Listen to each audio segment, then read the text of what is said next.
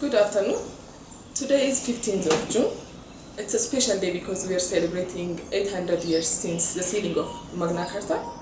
I'm here today with Ambassador Greg Dorey to learn a little bit more about this document and what its relevance is for Ethiopia.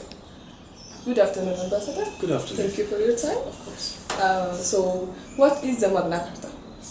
Well, 800 years ago today, in a meadow called Runnymede, the Magna Carta, or Great Charter, was sealed, and it was an agreement between King John of England and his barons, and I expect he only thought it was going to be a short-term solution to his political problems at the time, but in fact it turned out to be one of the most significant legal documents ever agreed, and indeed one of the most famous documents that we've ever had in this world.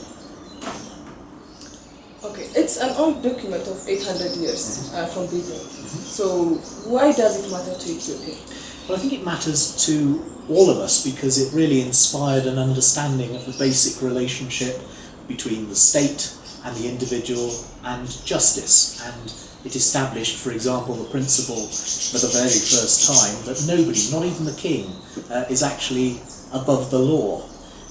It also made very clear that power must not be exercised in an arbitrary or unconstrained way, and it also separated the role of the state from that of the church.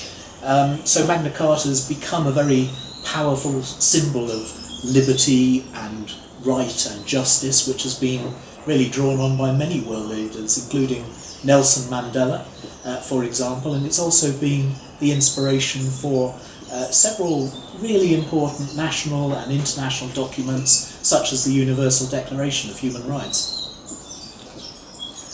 So what, in your view, are the challenges for the rule of law in Ethiopia? Okay, well, I think most people would agree that Ethiopia's human rights performance does leave something to be desired. In terms of social and economic rights, the performance is, I would say, rather positive, but when it comes to civil and political rights, rather less so, even though the Ethiopian constitution itself is a really rather admirable document. And I think that as Ethiopia develops, which it's doing very quickly and effectively in many ways, I'd expect to see more demands for some basic human rights, including the rule of law being articulated by an increasingly well-educated population. I don't think that the rule of law here is really fully in tune with the way in which society and the economy are evolving, and I hear from a lot of people that they would agree with that view, and it applies too to foreign visitors and foreign investors as well. They don't feel they can entirely rely on the rule of law here to produce fair and equitable results. And Magna Carta is particularly significant because it contains provisions which are relevant to the rule of law, but also good governance and accountability and democracy, which are really key enablers of national security and prosperity, and they're really critical to building successful and sustainable societies. So how do you describe Britain's role in promoting the rule of law around the world? Okay, well, for example, we are one of the permanent members of the UN Security Council, and we do a lot of work as a member of that council, but also through our membership of other relevant international organisations, like, for example, the International Criminal Court, to try and strengthen the rule of law throughout the world, because we think it's a win-win situation, it's in all of our interests. Other activities, we send, for example, legal delegations on visits throughout the world to share our own experiences. We give scholarships sometimes to lawyers from other countries to come and study in the UK. And sometimes we run projects to build capacity within the legal professions in other countries. In some places, we've appointed criminal justice advisors to embassies and high commissions to assist governments in their own development. We've got one here in the embassy in Addis Ababa, although in fact she is working on issues to do with Somaliland.